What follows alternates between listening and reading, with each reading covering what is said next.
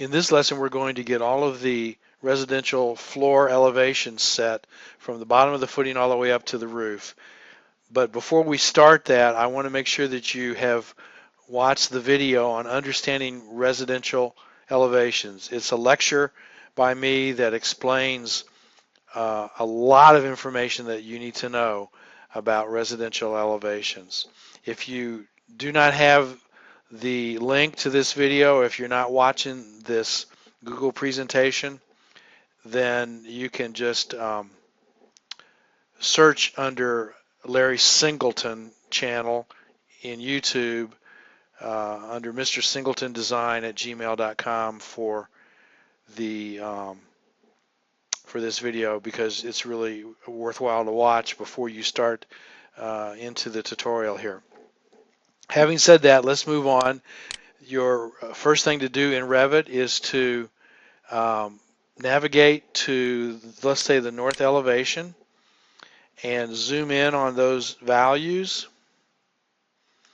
And we're going to change those according to the information that is shown here in the Google presentation.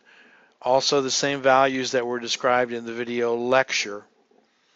So the way to do that is to select that elevation value and change it, -11 space 2.125.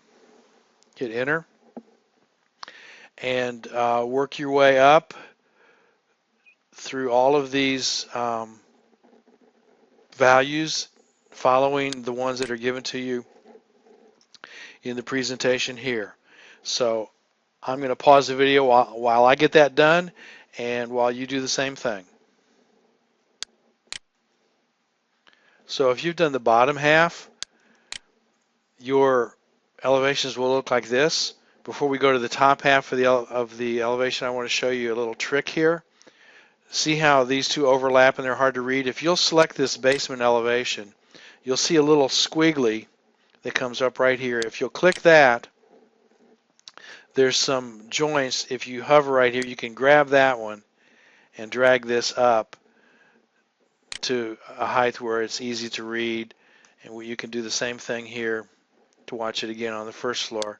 Select, click on the little squiggly, hover to find that drag button and pull it up where it's convenient and easy to read. Next, we're going to go to the upper level. Those dimensions are shown here,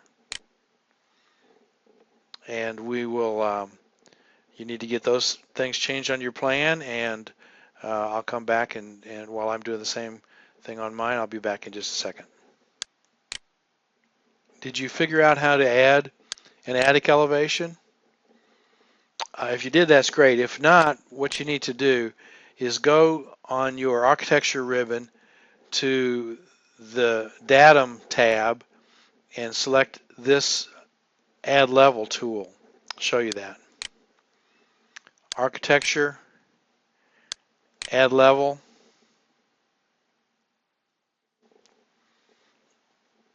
And I can just simply, let's see, I'm going to start right here, and I'm just going to drag it over there and stop. And click it in place, and now I can adjust the elevation on it. I'm going to hit escape to get out of that tool. And what's the elevation height that I want there? 18, 10, and 1/8. With the roof at 18, the roof's going to stay where it is. And I want this one to be at 18. Sorry about that. Dropped my mouse. At 18 feet, 2 and 1/8, 0.125. Enter. And obviously I need to drag that one away.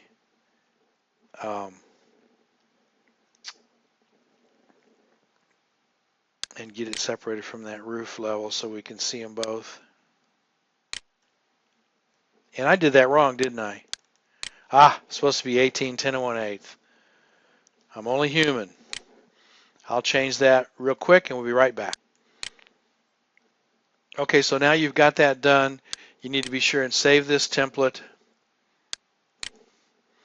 and you'll be ready to proceed to the next lesson. Just a quick recap is shown here on the Google presentation, and a list of all those different elevations that we entered into your residential template. In the next lesson, we will explore some modifications to wall types. See you then.